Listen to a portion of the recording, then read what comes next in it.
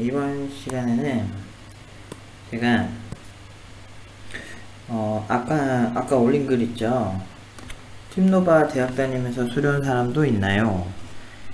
팀노바 강한 의지면 되나요? 라고 올렸던 그 영상, 그 질문에 대한 답변에 대한 그 영상에 댓글이 달렸어요. 근데 아마 그때 질문 하신 분이신가? 뉴 리치 인피니티님, 새로운 부자. 아무튼 그래서 팀노바 후기 찾아보다가 보게 된 건데요. 팀장님들께서 속된 말로 논리로 후드려 패신다고 하시던데, 어떤 후기에서는 우울증 걸릴 수 있다고 하면서 적혀 있어서 의지 뿜뿜했다가 살짝 쪼그라들었는데요. 사실 우쭈쭈 하면서 가르치실 필요는 전혀 없다는 거 알고 있는데요. 제가 아직 덜 급한 건지 급해지면 멘탈이 강해질런가 모르겠네요. 사실 이런 거 읽고 와서 무서워서 그랬어요. 맞아요. 합리적으로 이제 내부에서 근데 그렇게까지 우울증 걸릴 수 있다고 후기 쓴 애도 있었구나. 보통 그냥 내비두니까 뭐 특별히 저는 후기 같은 거 쓸 때 뭐 팀노바 안 좋은 소리를 해도 그냥 뭐 내부에서 있는 친구가 그런 평가는 그런가 보다 싶긴 하거든요. 근데 이제 그건 이제 그 친구의 경우일 거고요. 어떤 거 본지 모르겠지만 그 친구 입장에서는 정말 우울증 걸릴 정도로 힘들었나 보죠. 근데 개인적으로는 그 정도까지는 아닌 것 같긴 한데, 그런데 그 얘기는 해드리고 싶어요. 왜 우리가 이렇게 하는가? 이건 굉장한 책임감이 수반이 되어 있는 거예요. 그러니까 사람들이 이제 의뢰 생각하는 어떤 IT 교육기관의 모습들이 저는 사실 굉장히 현실적으로 회사에서 일하는 모습과 많이 다르다는 게 큰 문제라고 생각해요. 뭔가 IT는 합리적이고 어떤 그 다른 분야에 비해서 좀 수평적인 문화가 있고 막 이런 어떤 긍정적인 문화도 은근히 이렇게 있어요. 그런 정서가. 근데 이런 정서가 어디서 생겼냐면 뭐 가끔 보면 일본에서는 미라이공업이라는 기업이 복지나 이런 걸로 되게 유명한데, 우리나라 같은 경우는 뭐 제니퍼 소프트나 어떤 배달의 민족 같이 이런 그 IT 기업 쪽에서 그런 이제 복지 정책이 다른 데 곳보다 이렇게 막 좋은 모습을 많이 보여줬잖아요. 언론에서도 나왔고, 그런 모습들 때문에 사람들이 그렇게 이렇게 생각을 하시는 것 같아요. 근데 이런 이제 회사의 이미지가 있으면 보통은 왠지 이렇게 교육기관조차도 세련미 있고 뭐 서로 되게 합리적으로 이렇게 할 것 같잖아요. 근데 진짜 우리가 좀 알아야 되는 게 뭐냐면, 그런 복지를 시행하는 회사들의 특징이 잘 보시면 해외 기업 문화에 대해서 관심이 많은 회사들이에요. 예를 들면 제니퍼 소프트 같이 이렇게 복지 좋은 회사도 사실은 외국계 회사거든요. 그리고 실제로 여기에 있지만 외국계에서 있는 걸로 알고 있어요. 외국계가 본사를 두고 있는 걸로 알고 있기 때문에. 그리고 이제 배달의 민족 같은 경우도 이제 예전에 뭐 구글 뭐 이스라엘 캠퍼스, 무슨 페이스북 뭐 실리콘밸리 어떤 거의 본사, 이런 어떤 복지나 내부 인테리어가 굉장히 많이 이렇게 아름답고 또 이렇게 편하게 노트북 들고 막 자연스럽게 회의할 수 있고, 이런 문화들 때문에 마치 이렇게 실리콘밸리가 되게 아름답다, 멋지다 이런 느낌으로 풀렸던 것 같아요. 근데 어느 것보다 제가 봤을 때는 엄청나게 냉정하다고 저는 보거든요. 왜냐면 걔네들은 연봉 산정을 실리콘밸리가 야근을 하지 않을 거다라는 생각을 사람들이 많이 하시는데, 제가 예전에 올린 그 게시물 보시면 생각보다 실리콘밸리는 돈을 많이 주고 야근을 많이 하는 편이래요. 그러니까 우리가 생각한 거는 거의 누군가가 왜곡한, 또는 극히 일부의 회사만 나오고 그것이 마치 실리콘밸리의 전부인 양 이렇게 왜곡되는 그런 걸 본 것 같아요. 그러니까 실리콘밸리조차도 그냥 많이 주고 그냥 일 많이 시키는 문화더라고요. 예를 들면 뭐 한국, 만약에 내가 구글을 다닌다고 칩시다. 그러면은 구글에 있는 한국 그 지사장이 있고, 그리고 구글 본사 지사장이 있는데 둘이 회의를 해야 돼요. 근데 시차가 많이 나잖아요. 12시간 이상으로 나눈 걸로 알고 있는데, 그럼 시차가 많이 나면 둘 중 하나는 분명히 회사에서 일을 하고 그 다음에 새벽에 미팅을 한다든지 분명히 추가 근무를 해야 되거든요. 그래서 집에서 일을 하게 되는 경우도 굉장히 많고, 자기가 배속되는 팀에 따라 다르다고 하더라고요. 그리고 이제 넷플릭스의 경우에는 우리 요새 넷플릭스 막 영상 많이 보잖아요. 저는 그 잠깐 보다 말았는데, 이제 뭐 그런 이제 유료 결제 서비스가 점점 이렇게 발전하고 있대요. 아마존이나 뭐 이런 데 가보시면 아시겠지만, 그런 이제 그 예전에 비해서 정기 결제하고 이런 시대다 뭐 이런 식으로 막 얘기를 많이 하더라고. 요새 이제 그 트렌드가 그런 것 같아요. 그런데 문제는, 그렇게 좋은 회사 중 하나인 넷플릭스 연봉 평균, 직원 평균 연봉이 2억 가까이 된다 그러더라고요. 근데 문제는 얘네는 매년마다 하위 20%를 잘라버린대요. 그 얘기는 뭐냐면, 돈을 많이 주고 그걸 소화해내면, 성과를 내는 사람들만 남기겠다는 얘기예요. 잔인하죠? 연봉 2억이면 뭐합니까? 한번 그냥 딱 벌고 그 다음부터는 그냥 언제든 실직자가 될 수 있기 때문에, 미국 같은 경우는 우리나라에 비해서 확실히 좀 더 냉정합니다. 근데 문제가 있어요. 우리나라 요새 검색 점유율 구글이 계속 올라가고 있는 거 아시죠? 그런 건 아실 거예요. 그리고 우리 영상 스트리밍 서비스 보면은 대부분 뭐 봐요? 유튜브 보죠. 지금도 유튜브로 하고 있잖아요. 게임 방송 이런 거 트위치 쓰잖아요. 그러니까 글로벌 기업들이 한국에도 오고, 동남아 같은 데도, 제가 이제 여행을 좋아해서 동남아도 자주 가고, 지금도 이제 제가 여행을 와서 이제 여기서 이제 녹음을 하고 있는데, 그런 경우 이렇게 보면요, 여기에도 글로벌 서비스 쓰는 사람들이 되게 많아요. 저는 내가 어디 왔는지는 말씀드리기 좀 그래서 별로고 저도 사생활이 있기 때문에. 근데 이제 동남아 위주로 제가 이제 가끔 이렇게 가서 혼자 쉬고 오곤 하는데, 이렇게 오면은 항상 보면은 그 얘네들만의 그런 어떤 검색 사이트가 따로 있다든지, 우리 네이버처럼 뭐 꼭 그런 느낌은 아니더라고요. 그러니까 뭐 예를 들면 일본은 야후 재팬 이런 게 거의 네이버 같이 그 미국 서비스인데 일본에 풀린 이런 느낌으로 있고, 그리고 얘네들 메신저는 라인을 쓴다든지 뭐 이런 식으로 좀 얘네들은 되게 자사 서비스만 쓰는 게 아니고 되게 글로벌 서비스를 쓰는구나. 그러면은 우리가 여기서 의문을 하나 더 가져야 돼요. 글로벌 서비스를 쓰는 회사들은 나라들은 왜 저럴까? 그러니까 뭐 이런 의문들이 좀 생기더라고요, 저는. 근데 신토불이 이런 문화가 안 강해서 그런가? 뭐 이런 생각도 들었는데, 생각해보니까 확실히 사용자들 입장에서는 내가 우리나라 서비스를 밀어줄 이유가 전혀 없더라고요. 결국에는 경쟁력 없는, 예를 들면 옛날에 스크린커터라 그래서 한국 그 영화들이 그 미국 헐리우드 블록버스터에 확실히 뭐 예산이나 이런 면에서 많이 밀리니까 어느 정도 극장에서 무조건 이렇게 법으로 한국 영화가 이렇게 점유할 수 있게 하자, 그런 얘기가 되게 많이 나왔었거든요. 근데 그게 이제 시행이 됐는지 모르겠는데, 그렇게 시위도 많이 했었는데, 제 생각에는 그거는 굉장히 오히려 도태되게 만드는 아주 안 좋은 거라고 생각이 들더라고요. 예를 들면 팀노바 같은 경우도 이제 이렇게 생긴 게 그거잖아요. 그러니까 국비 지원이나 정부에서 이제 그런 메일들이 올 때가 종종 있어요. 이제 그런 어떤 정부에서 어떤 제도가 있다, 당신은 활용하면 좋겠다 라는 추천 메일, 이렇게 어떻게 아셨는지 모르겠는데 그냥 그쪽 담당자분이 이렇게 연락을 주실 때가 있고요.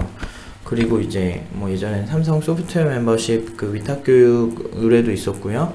그리고 이제 뭐 기업에서도 위탁 교육 문의가 종종 있었어요. 그러니까 너네가 잘한다며, 그러면 우리 애들 좀 뭐 가르쳐줘. 왜냐면은 현업에서 자기들이 가르치려면 사실 좀 힘드니까 막 우리 사원들 좀 가르쳐줘. 근데 이제 다들 그러잖아요. 단기간에만 하길 원하잖아요. 막 3개월 4개월.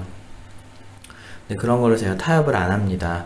저는 이제 어떤 사람이 이제 성장하는데 필요한 어떤 필요 충분 조건을 굉장히 섬세하게 좀 계산을 해서 팀누바를 만들었기 때문에 어쨌든 그래서 이제 유료 교육을 하게 됐잖아요. 무료 교육이 아까 말한 예를 들면 무료 그러니까 돈 자체를 만약에 정말 스크린 쿼터처럼 못 만든 영화라도 할당을 해버리잖아요. 특정 영역에 법으로 강제로 이래버리면 오히려 경쟁력이 악화된다고 생각을 하는 편이에요, 저는. 물론 극 초반에 어떤 점유는 필요하다고 생각해요. 예를 들면 동남아에서 부동산 같은 거를 살려면 그 나라에서 제한을 걸어요. 외국인들 개인은 소유하지 못하도록. 우리나라 이제 제주도 같은 경우랑 이제 우리나라 서울이나 이제 그 본토랑의 차이를 말씀드리면, 제주도는 이제 외국인이 부동산을 소유할 수 있게 그렇게 정책이 있고요. 반대로 이제 서울이나 이제 그런 본토도 있죠. 그런 데는 이제 외국인이 부동산을 살 수가 없어요. 그걸 사게 되면 아마 법인으로만 살 수 있을 거예요. 왜냐면 외국인들이 와서 부동산 가격을 더 이게 펌핑을 하게 되는데, 뭐 다른 편법을 써서는 살 수 있겠지만, 뭐 내부에 바지 사장을 둔다든지 뭐 그렇게 해서 할 수 있겠지만, 근데 이런 정책이 생각보다 동남아에도 되게 많거든요. 근데 법인으로만 이렇게 그 부동산을 소유할 수 있게 돼 있어요.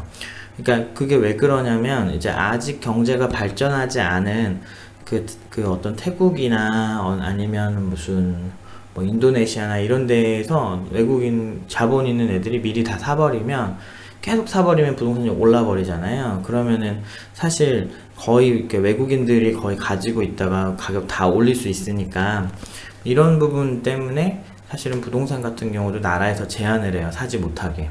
외국인 소유 같은 거를 막는 경우가 그런 거예요. 어쨌든 근데 이제 제주도 같은 경우는 땅값이 오른 게 중국인들이 이제 많이 이렇게 샀었잖아요. 그러니까 부동산이 아무래도 오를 수밖에 없죠. 외국인 소유가 가능한 곳과 그렇지 않은 곳의 차이가 있는 것처럼, 어떤 누군가가 굉장히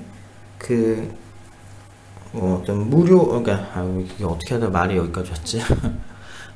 아무튼 다시 다 싹둑 잘라버리고, 이제 어떤 사람이, 어떤 개발자가, 제가 말하고 싶은 건 우리가 생각하는 IT 업계 그런 이미지 있잖아요. 굉장히 이렇게 우리가 딱 그리는 그런 거 있잖아요. 되게 아름다운, 뭔가 수평적이고 되게 혁신적이고, 그런 거 뒤에 이면에는 굉장히 실용주의적인 이런 사상이 깔려 있어요. 근데 이 실용주의적 사상이라고 하는 건 굉장히 좀 양날의 칼인 게, 성과가 되게 좋아야 돼요. 성과가 왜 좋아야 되냐면, 성과주의가 되게 만연할 수밖에 없어요. 얘네들은 이미 경쟁해야 될 대상이 해외 서비스가 돼버린 거죠. 그래서 네이버가 예전에는 내수시장 우리가 뭐 최고야 라고 이러고 있었는데, 어느 순간부터 구글의 검색 점유율을 50% 이상 뺏겼다 그러더라고요. 그러면서 네이버가 쟤네 구글 한국에서 돈 버는데 세금 그렇게 많이 안 내는 것 같다 그러면서 지적을 했었거든요. 네이버가 찾아보시면 있어요. 그러면서 우리는 한국 기업으로 한국에서 세금을 다 내고 있다, 그 얘기를 하게 된 게, 예전에 네이버의 검색 점유율이 90% 이상이었거든요. 근데 요새 이제 검색 기술력에서 차이가 나다 보니까 구글에서 게임이 안 되는 거예요. 제가 나중에 구글이 어떻게 크롤링을 하는지에 대해서 제가 그거 보여드릴 수 있으면 로그 같은 거 보여드릴게요. 그거는 그때 다른 주제로 이제 제가 말씀드리고, 그러다 보니까 이제 아무래도 이제 경쟁이 심화된 거죠. 그러니까 경쟁이 심화되기 시작하면 학력이고 뭐고 다 필요 없어요. 그냥 야, 너 지금 네이버보다 더 좋은 검색 엔진을 만들 수 있니? 뭐 이런 사람들이 있어요, 개 중에. 그런 이제 핵심이 되는 말도 안 되는 인재들이 있습니다, 세상에는. 근데 그런 사람들한테 연봉을 그냥 3억 4억 주고 해도 큰 기업 입장에서는 그렇게 부담되진 않아요. 근데 그렇게 뛰어난 인재들, 그래서 실리콘밸리 인재전쟁이라고 쳐보시면 검색어를 되게 많은 사례들이 나와요. 생각보다 굉장히 이제 좋은 개발자 좋은 엔지니어에 대한, 좋은 사이언티스트에 대한 수요가 상당히 많다라는 것을 느낄 수 있죠. 그러다 보니까 아무래도 이제 아무래도 좀 그렇죠.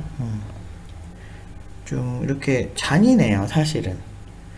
근데 이런 업계에 오면서, 이런 잔인한 업계에 오는 친구들에게 그냥 막 세련미 뿜뿜 막 보여주면서 기존 교육기관들처럼 사실 이 잔인함을 왜곡하고 싶진 않아요.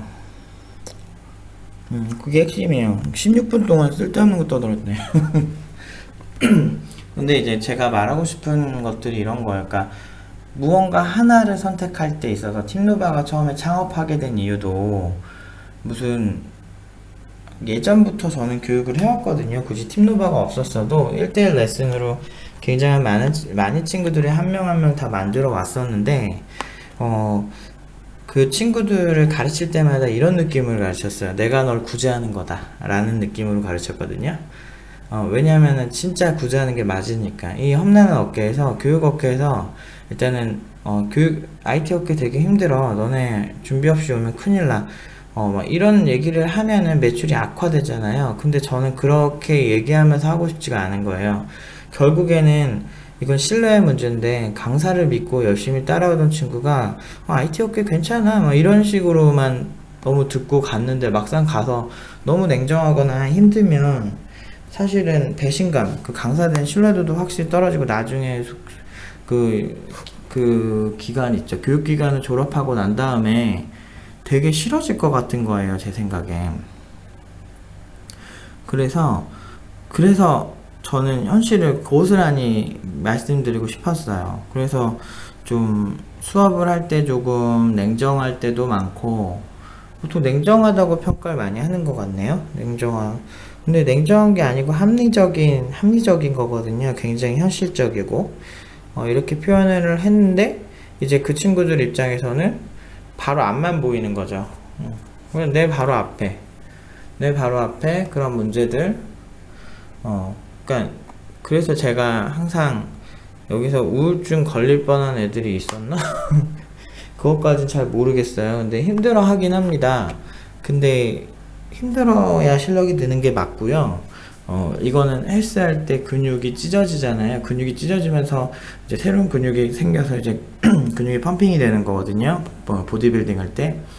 그런 것처럼 뇌의 사고도 그렇게 설계되어 있어요. 내가 일정량의 스트레스를 처음에는 이거 하품 막 계속 나오고 이해가 안 되니까 막 그러다가도, 그런 사고가 조금씩 발달하다 보면은 이제 어느 순간에는 그런 사고가, 그래서 수학 문제도 많이 풀어보신 분들이 나중에 가면은 그런 비슷한 어떤 연산할 때 강해요. 집중력이 확 뿜뿜해요, 진짜. 아무튼 그래서 좀 이런 생각이 있지 않을까 싶네요. 근데 저는 나중에 팀노바 여기 졸업생들이 저한테 배신감 느끼지 않게 가장 현실적으로 조금은 냉정하게 좀 하려고 하는 편인 것 같아요. 제가 학원 졸업하고 처음에 진짜 빡쳤던 게 뭐냐면, 현업 가서 너무 다른 거예요. 현업이랑 학원의 생각이.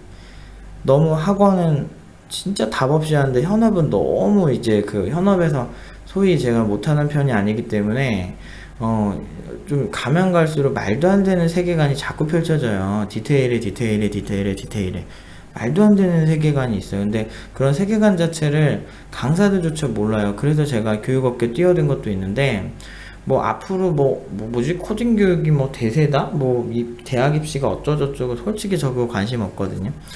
그리고 학부모들 상대하면 되게 짜증나기도 하고 별로 안 좋아해요. 저 10대 학부모들 별로 안 좋아합니다.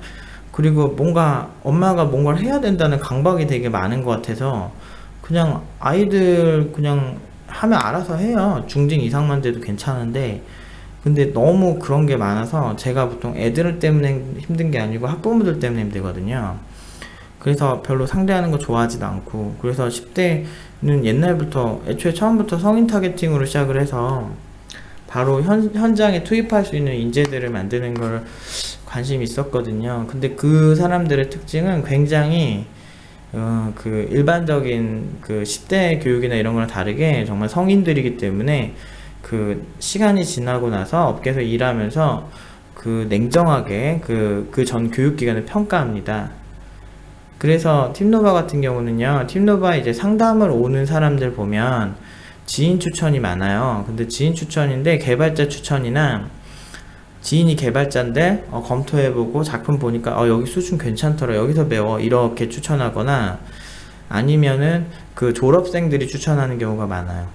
그러니까 정말 힘들긴 한데 네가 의지가 있다면 한번 팀노바 해봐, 정말 괜찮아 라고 이렇게 추천을 해서 내부 팀원들도 추천해서 많이 오기도 하고요. 보통 팀노바는 그런 소위 이제 입소문이 큰 것 같아요. 그러니까 그냥 외부에서만 보면 좀 이상해 보이거든요. 그러긴 하겠죠.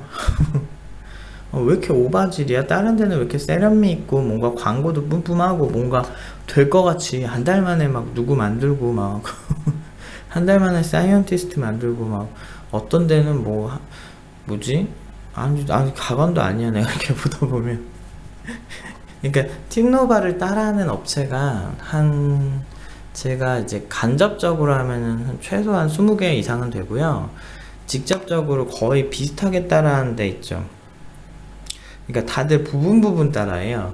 그러니까 완전히 똑같이 따라하진 않는데, 근데 스토리텔링까지 따라한 어떤 마케팅 시나리오나 뭐 이것까지 따라한 업체는 한 군데 봤고, 근데 모든 시스템이나 어떤 구조들을 거의 한 30-40% 이상 따라한 업체들이 한 대여섯 개는 되더라고요. 왜냐면 팀노바가 창업하고 난 이후에 소위 이제 그 벤치마킹이라는 이름으로 팀노바를 거의 카피한 데들이 많은데, 그거 완벽하게 카피하면 자기들도 이제 양심이 찔리니까, 아무튼 저희가 생각보다 그렇게 이 신생들한테 많이 영감을 주나 봐요. 그리고 기존에 있는 곳에서도 야, 저기 팀노바라는 곳도 있는데 작품 한번 봐보라고. 근데 걔네들은 강사라서 알죠, 보면.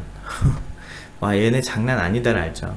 아마 지금도 그런 생각 할 거예요. 아, 얘네 소스 직접 다 짜주나 보다, 팀장들이. 이런 생각 할 거예요. 근데 그렇지 절대 않거든요. 근데 이거 거짓말 할 수가 없지. 내부에 팀원들이 있는데 진짜 소스 안 짜줘요. 내가 짜주면 더 잘 짜지. 그 정도밖에 안 될 것 같아요, 제가. 사람은 참. 아무튼 이제 새벽이라 잘 미쳤나봐요. 약간 좀 이상하네. 수다쟁이야. 외롭나봐요. 사람 있잖아요, 공허함 이런거. 근데 저 이런거 좋아해요, 이런 감정. 아무튼 또 질문에 비해서 쓸데없는 얘기 산으로 갔죠. 이러면 미안해요. 아무튼 의지 뿜뿜했다. 근데 그렇게 잠깐의 의지로 뿜뿜해서 평생 인생을 여러분이 결정할 평생 직업이잖아요. 자기 인생을 굉장히 크게, 우리가 학교에서 공부하는 시간은 길어야 한 13년, 14년 이런 정도인 것 같아요. 그건 내 돈 줄 때 얘기고, 이제 누군가의 돈을 받으면서 일을 한다는 건 조금 냉정해질 필요가 있어요. 그리고 여러분들 학위에 따라서 나의 출신 성분이 아니고 이제 나의 소속 회사가 달라질 수도 있고, 내가 만든 회사의 레벨이 달라질 수도 있죠. 진짜 그거는 몰라요. 그래서 저는 이걸 좋아요. 왜냐면 그런 건 있어요. 뭐 이렇게 어떤 업체의 대표가 학력이 좋으면 투자 확률은 높아지겠지만, 근데 그런 건 있죠. 여러분들이 뭐 예를 들어 배달의 민족이라는 어플을 쓴다, 아니면은 뭐 네이버를 쓴다 라고 했을 때 대표가 학력이 좋기 때문에 배달의 민족을 쓰진 않거든요. 정말 그 서비스가 나한테 주는 가치를 보고 쓰는 거거든요. 그리고 포털 사이트도 그렇잖아요. 내가 구글에서 검색을 하는 이유는 검색이 잘 되기 때문이다 이거지, 대표들이 스탠포드를 나왔기 때문에 쓰는 건 아니거든요. 물론 투자자의 입장은 다르겠지만. 그러면 투자 받는다고 무조건 성공을 하는가? 그렇지도 않아요. 그렇기 때문에 좀 제 생각에는 굉장히 우리가 한번 머리를 굴러봐야 될 것 같아요. 이런 내가 한 직업을 선택하는 데 있어서 굉장한 책임감이 수반이 돼야 되는데, 사실은 학생들 입장에서 너무 모르잖아요. 그러니까 저는 그걸 공감을 하는 거죠. 그러니까 우리가 냉정해질 수밖에 없었던 거예요. 진짜 생각보다 이었게요. 정말 공부 많이 해야 되고, 정말 제가 교육 때문에 제가 공부한 학문이 한 대여섯 개 정도 되거든요. 그러니까 지금도 아직 이제 친구들을 연구하다 보면은 저 친구는 왜 다른 친구들에 비해서 저런 게 되게 많지? 라고 궁금해서 굉장히 뭐 논문부터 여러 가지 서적들을 찾아볼 때가 많아요. 제가 공략이 안 되는 친구들이 있거든요. 근데 거의 없긴 한데 그래도 더 잘할 수 있잖아요. 그 친구를 좀 더 이해하고 뭐 이런 면에 우리가 이제 다른 곳과 다른 건 정말 나중에 팀노바 졸업한 걸 후회하지 않을 정도로 팀노바 커리큘럼을 이해했을 때 그 친구들이 이제 현업을 오래 하면서 팀노바 커리큘럼을 이해했을 때 후회하지 않을 그런 좀 멋진 진짜 잘 선택했다 이런 생각을 하게 만들려고 그 누구보다 이제 그 팀장들이 많이 힘들어요. 강사들도 많이 힘들고 파트장들도 우리는 어떤 세계 최고라는 왕초보 교육 세계 최고라는 이런 프라이드에 똘똘 뭉쳐있기 때문에 그리고 그게 사실이고요. 팀노바만큼 업계 평균치보다 높게 받는 곳이 없고요. 실리콘밸리 쪽에서도 자기네들 취업률을 이렇게 부트캠프들이 올리는데 92%, 100%는 없었어요. 우리처럼. 우리는 고졸이건 어떤 친구들이건 100% 지금 취업을 시키고 있거든요. 그리고 걔네들이 이제 작품 고시도 잘 안 하는데 고시한 작품도 우리보다 훨씬 못해요. 네, 그래서 저희가 전 세계에서 기간 대비 아무것도 모르는 친구들을 가르친 데서는 아직도 최고예요. 학력 같은 것도 없었고 우리는 그냥 순수 실력으로. 그게 세계 최고인 거예요. 이게 세계적인 건 한국에서도 세계적일 수 있어요. 근데 사람들은 마치 실리콘밸리에서 무언가를 해야만 세계 최고라고 생각하는 것 같아요. 그렇지 않습니다. 그냥 그러니까 많은 기술이 다 실리콘밸리에서 나왔을 거라 생각하는데 그렇지 않고요. 러시아에서 엔진엑스 같은 서버들 같은 경우는 이제 러시아에서 굉장히 많이 주도적으로 진행된 프로젝트였고 뭐 블록체인에서도 이더리움 같은 경우도 그 러시아 쪽 영향을 많이 받게 됐고 그리고 막 다 기술마다 있어요. 어떤 쪽은 그리스의 어떤 개발자가 있었고 뭐 한국 네티 같은 오픈소스 프로젝트 같은 경우는 이제 한국의 이희승 씨라고 굉장히 뛰어난 그런 개발자분이 주도를 하셨고 시작을 하셨고 그리고 또 뭐 다 그래요. 막 굉장히 찾아보면 의외로 기여한 곳이 많아요. 예를 들면 루비 온 레일즈에서 루비라는 언어를 일본에서 만들었고요. 일본 개발자가 만드셨고 그 다음에 그 프로젝트를 레일즈 서버, 그러니까 레일즈 서버 위에 루비거든요. 그래서 레일즈 서버 그 주도해서 그걸 주도한 사람은 어느 나라 사람인지 모르겠는데 서양 사람이긴 했었어요. 그러니까 그런 식으로 되게 전 세계가 유기적으로 움직이는 거지 실리콘밸리 무조건 짱짱맨은 아니고요. 실리콘밸리가 돈이 많아서 좋은 개발자를 많이 영입할 수 있는 거예요. 그래서 실리콘밸리가 최고처럼 보이는 거죠. 아무튼 거기도 결국엔 못한 사람 못해요. 쓸데없는 말 많다. 이래서 새벽이 싫어요. 뭐 재밌게 들어주시면 좋은데 좀 그렇네요. 그래서 결론을 못 내겠다. 이거 어떻게 얘기해주지? 오지 마세요. 근데 진짜 머릿속에서 농담이고 머릿속에서 좀 그래도 어느 정도 겁을 내고 오시면 이게 군대 가는 거랑 좀 똑같다고 해야 되나? 어느 정도 저는 훈련소밖에 안 갔다 와서 잘은 모르지만 훈련소 갈 때 마인드처럼 하면 되지 않을까요?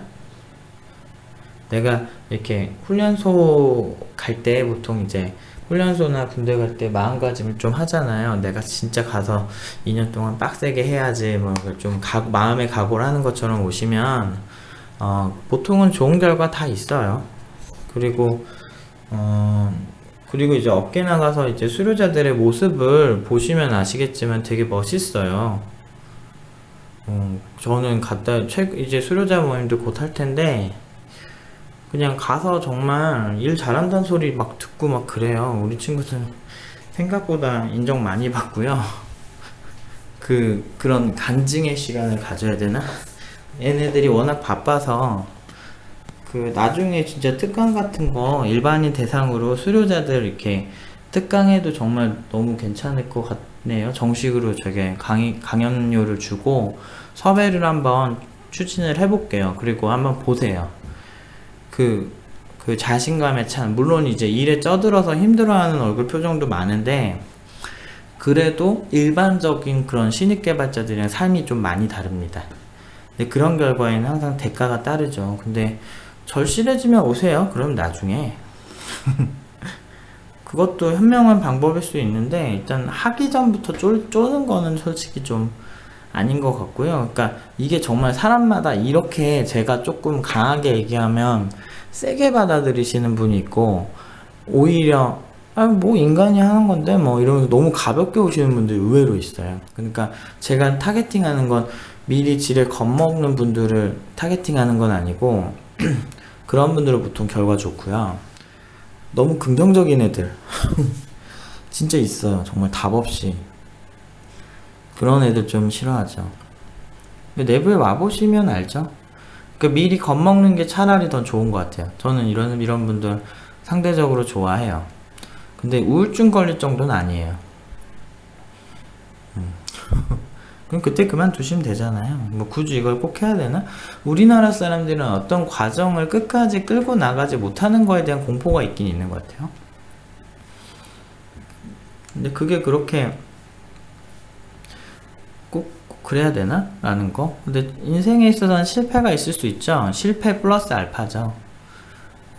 거기에 또 새로운 걸 쌓아서 그 경험을 기반으로 또 열심히 하면 되죠. 팀노바 다니다가 그만둔다고 개발을 그만두는 것도 아니잖아요. 저희는 그렇게 생각해요. 그런 생각으로 가르치고 있어요. 결국엔 이 친구가 현업에서 개발 잘하는 거, 그런 거 원하고. 아무튼 답변이 길어져서 이제 다음 질문으로 가볼게요. 이제 이건데, 이것도 한 4시간 전, 5시간 전에 있던 질문인데, INGIN0512님 30대 중반입니다. 나이 제한이 36세이던데 궁금한 것이 있습니다. 1번 늦은 나이에 시작해서 업계에서 경쟁력을 가지고 살아갈 수 있을까요?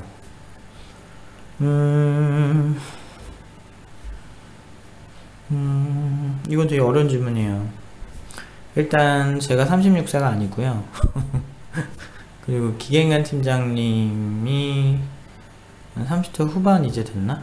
저보다 나이가 한 5살 많으니까 30대 후반이라 기계인간 팀장님이 더 잘할지도 모르겠는데, 근데 문제는 이제 시작하시는 분들의 마인드를 제가 어떻게 알아요?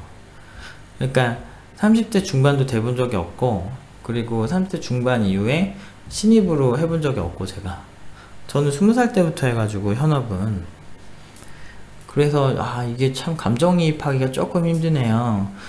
일단 경험으로만 말씀드리면 30대 중반 신입을 본 적은 없고요. 그리고 경쟁력 있다고 말씀은 못 드려요. 네.